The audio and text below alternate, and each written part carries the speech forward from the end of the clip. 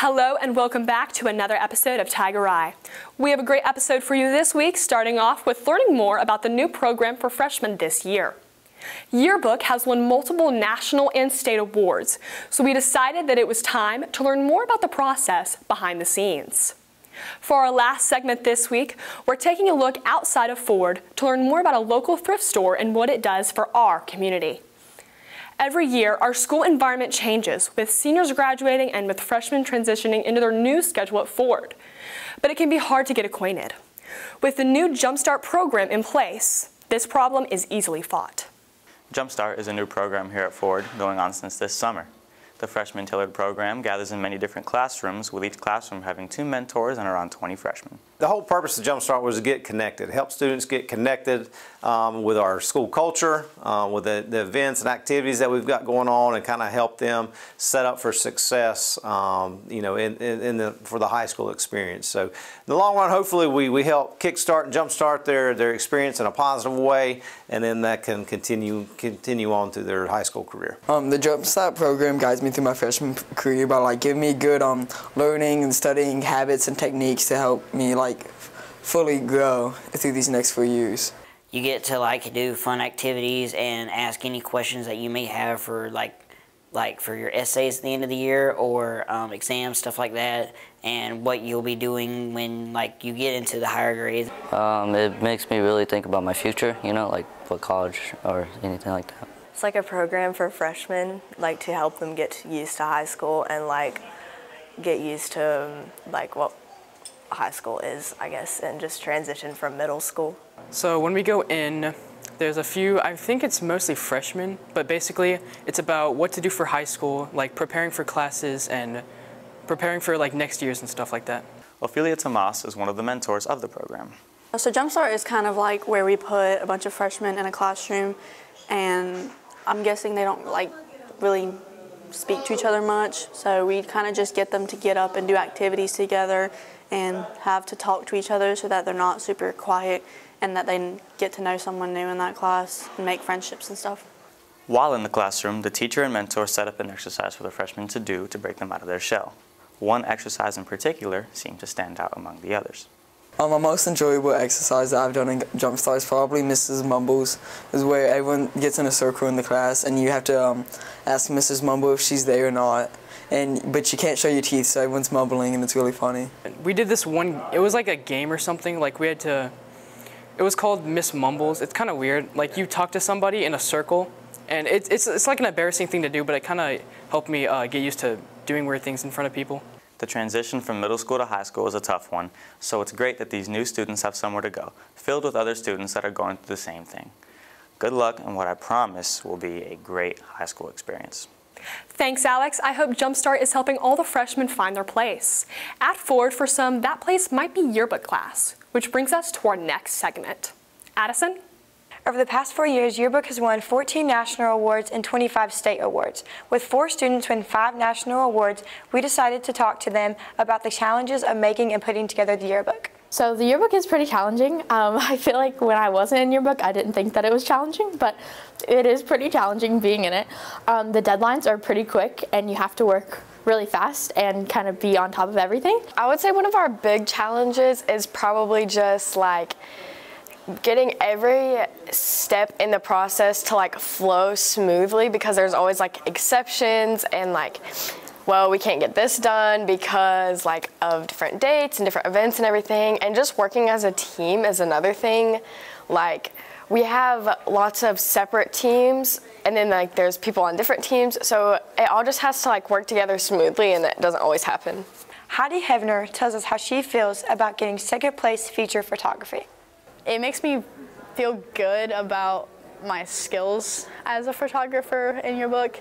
I know how to work a camera, and I am pretty good with it because of this class, and it's pretty cool knowing that one of my pictures that was in the yearbook last year won.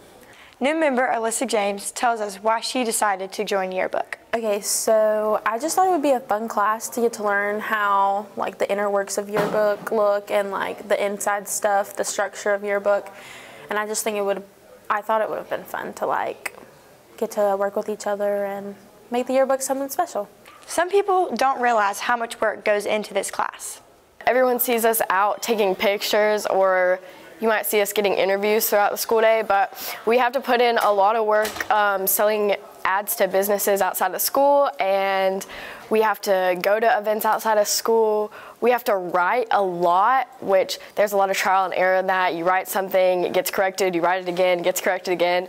I think people don't realize the amount of effort and hard work that we put into making every single page. Every caption, every headline, every picture has a rule. You learn more than just how to put the yearbook together.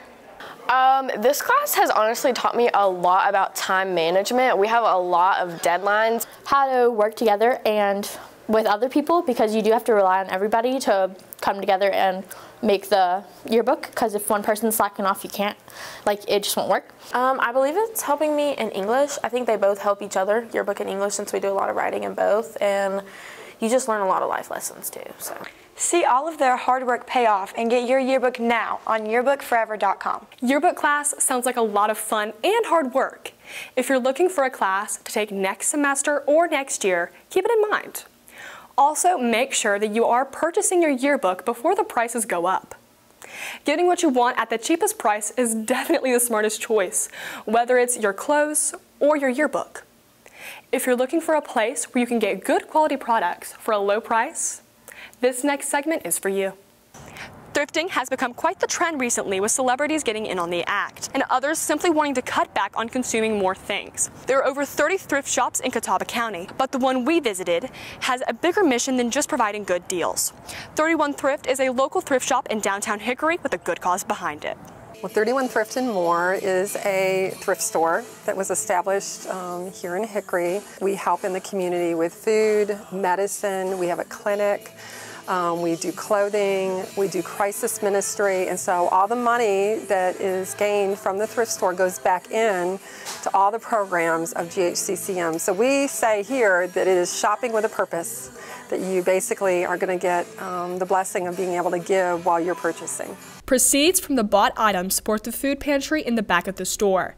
Last year, 15,000 without food were fed because of the help that the organization provides. But the store revenue does so much more than just providing food. $6 spent in our store gives around 3 prescriptions to people. So in our building where the store is, we have a medical clinic, a dental clinic, an eye clinic.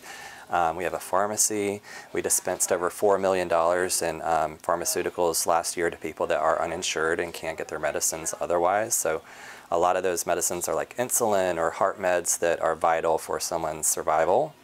The clinic, the medical clinic, will see people that do not have Medicaid or Medicare.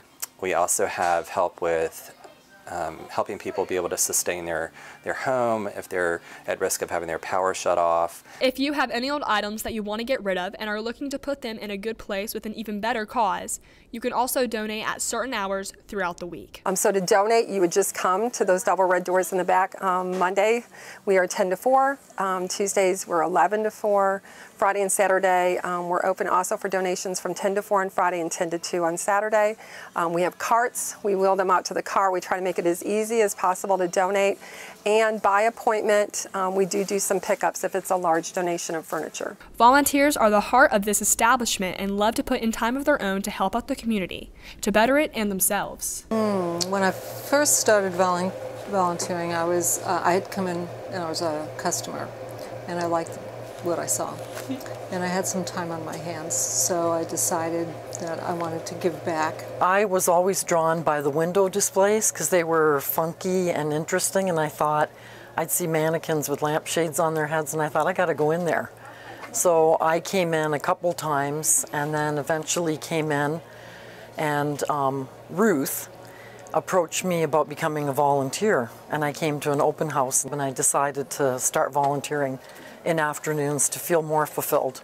This is such a place of grace and mercy and growth, and it's helped me to come out of myself and to engage more, not only with the staff, but with our clientele. 31 Thrift draws in customers with their warm, inviting atmosphere and keeps things fresh with their creative window displays. Wonderful place to be. It is active and fun, and the decorations are always changing, and the window, I'm always looking to see if the window is going to be different and what's new. And there's a sale every Saturday, and that always keeps everybody interested in coming back too. Some days I come in and the workers are dancing in the aisles, you know, to disco music, and it's just a fun place to be. When 31 Thrift comes into mind, so does large inventory. With their huge range of items they sell, there's sure to be something for everyone, no matter what you're looking to find. You have to walk through the store in several different directions to see everything. And I find myself some days literally being in here 3 or 4 hours. We have vintage. We have like a library that we're standing in the midst of. We have glass cases full of memorabilia and antiques. Every time I get something in here, I get compliments, or someone says, "Where did you get that?" And I always say 31 Thrift. John describes how this store has helped people in the community by sharing a personal story. One of our ladies is now the manager at Lake Hickory Country Club, and she was a single parent, and her 2 sons have now graduated college, and she credited CCM, which is what the store supports, is CCM. She credits the ministry with being able to help her through a hard time. The benefits of all the generosity are not limited to the people who are helped. Employees and volunteers receive their own reward. There's so many opportunities to minister to people in need who maybe need to find a shirt or a pair of pants, but people whose demeanor shows you that there's some deep hurt, and you can pray with them and just love on them. I've worked at all kinds of companies, and this is definitely the most rewarding job that my wife and I've had. We thought we would be here 6 months, and we've been here close to 9 years. So it's just been an amazing place. We've seen people have their lives changed just from this ministry. You know, everything can be special, right? On your next trip to downtown Hickory, make sure to check 31 Thrift out. I hope everyone has turned in their Powder Puff forms, and don't forget that December 7th is the day for all of our girls to go out and play. Thanks for tuning into this episode, and we'll see you the next.